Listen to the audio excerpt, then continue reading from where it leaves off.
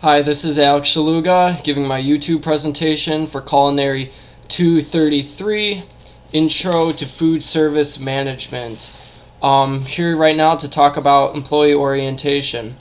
Now, first of all, it was somewhat difficult to find a article about a specific incident regarding employee orientation, but I did find many generalities discussing the importance of employee orientation.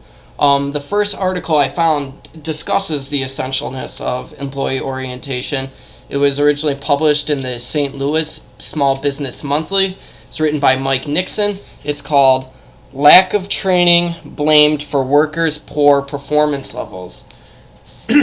Now, in the article, Nixon makes the arguments that most businesses that suffer poor productivity from their employees are not due to the just bad nature of the employees. More often than not, it's related to the lack of efficient training that the management gives the employees when they are first hired. He cites several groups to provide information to support his ideas and his understanding. He cites the Discovery Group. It's a Massachusetts consulting firm, and which gave him the idea that management is more often or not first to blame the employees rather than to address any training issues. Throughout his article, he makes the argument about the necessity of job training and provides several examples of how actually employee orientation is decreasing in the workplace and why there should be other ways to save money other than by less training. The second article that I'm going to discuss real quick was printed by, I don't know, is called New Employee Orientation Programs, Key to Starting Employees Off Right. Now, the author of this article, Ron Amlin, he makes the argument too that the employee orientation is the most essential element of hiring a new employee because it's the, quote, key to sparking early productivity and improving employee retention. Now, Mr. Amlin was able to provide many studies to support his theory regarding the importance of employee orientation. He first cites a study at Corning Glass, which found that new employees who went through a positive employee orientation program were 69% more likely to be with the company 3 years later than those that did not.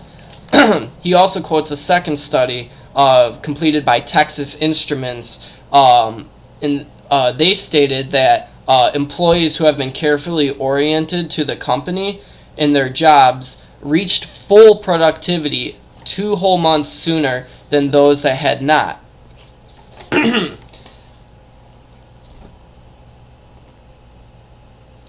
Amlin then continues to say that a lack of an employee orientation program is fundamental in setting up a foundation for failure with the new employees.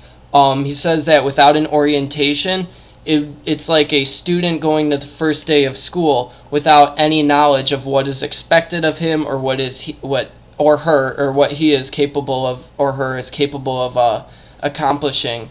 Amlin provides a pretty decent list talking about what are the good characteristics of a successful employee orientation and how by these characteristics how you can set up a strong establishment, a strong employee base, and reach full productivity from your employees. The first point he makes is that it's important for the employer, to give a good first impression. A good first impression is the essential key to establishing a strong personal contact with the new employees. They respect you, and you show them respect back.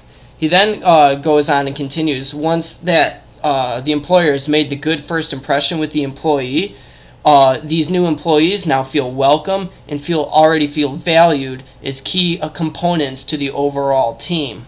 Now that's important in the restaurant industry, because when you have a new hire, you want them to be as committed as your old previous hires, or current employees, I should rather have said, and you want them to feel part of the team, so everyone has the same goal and the same expectations for what the ultimate product should be, the quality of the ultimate product. A successful orientation, he continues, should explain the mission, the purpose of the company, and more importantly, of the job itself, so the employees can see that overall bigger picture. It's kind of like just what I was saying. Amlin continues to say that there's reassurance through employee orientation that the employees will receive adequate and successful training. In the first article, it's mentioned that there's actually responsibility on the employee's part to address when there's not efficient training. They need to speak up on their own behalf to let management know that they don't feel suited for the job at hand. Employee orientation is also important for familiarizing the employees with the common rules, policies, and procedures of the company. That can also be discussed in like the employee handbook as well, I guess. The orientation also gives the new employees a better ability to adapt to new surroundings, and as well as learn who all the other employees are and their rank or seniority, or however the business hierarchy has been established.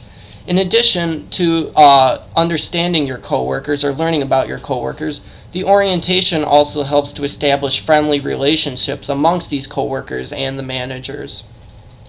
Employee orientation is also important in ensuring that all the new employees have the proper information and knowledge of what they're supposed to accomplish. So overall, a successful employee orientation will have the ability to motivate these new employees to succeed as an integral part of the team.